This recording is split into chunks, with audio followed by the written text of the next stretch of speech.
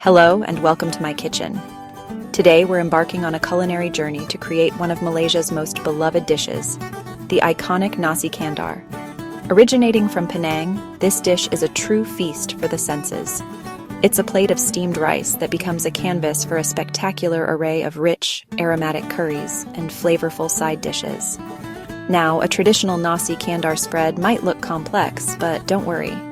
In this video, I'll guide you through every part of the process, from cooking the perfect rice to simmering a deeply flavorful curry.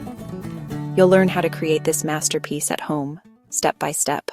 Wash and rinse 2 cups of basmati rice. Cook it with water, a pinch of salt, and pandan leaves for aroma until fluffy. Set it aside for serving later. Let's build the heart of our Nasi Kandar, the curry base. Begin by heating oil in a pot over medium heat. Once shimmering, bloom your whole spices. Add cinnamon, cloves, star anise, and cardamom, letting them sizzle for a minute. This crucial step unlocks their essential oils and incredible aroma. Next, introduce finely chopped onions, garlic, and ginger.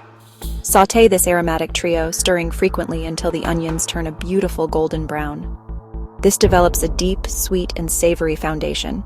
Now, lower the heat and add your ground spices, curry powder, chili powder, and turmeric. Toast them for just a minute, stirring constantly to prevent burning and release their deep, earthy fragrance. Toss in chopped ripe tomatoes. As they cook down, they'll release their sweetness and acidity, creating a perfectly balanced, thick paste. Finally, pour in rich coconut milk and water to get the right consistency. Stir everything together, bring it to a gentle simmer, and your luscious curry base is ready for your protein. Now carefully add your chicken pieces into the simmering curry base. Don't overcrowd the pan so each piece cooks evenly. While we're using chicken, you can also use lamb or beef. Just remember they'll need a longer cooking time to become perfectly tender. Let it simmer gently on low heat until the meat is succulent and fully cooked. This slow process allows all the beautiful flavors to meld. For a quicker option like fish, add it in the last few minutes of cooking so it stays flaky. Finally, adjust the flavor. A little salt enhances the savory notes, and a touch of sugar balances the spices and acidity for a harmonious finish. While the curry cooks, prepare the sides. Fry okra or eggplant until golden brown. Boil a few eggs, which are classic Nasi Kandar accompaniments.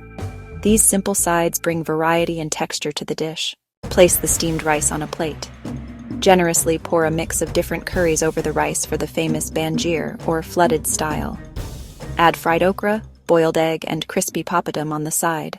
Your authentic Nasi Kandar is ready, aromatic, spicy, and satisfying. If you enjoyed this recipe, don't forget to like, subscribe, and share for more delicious cooking videos.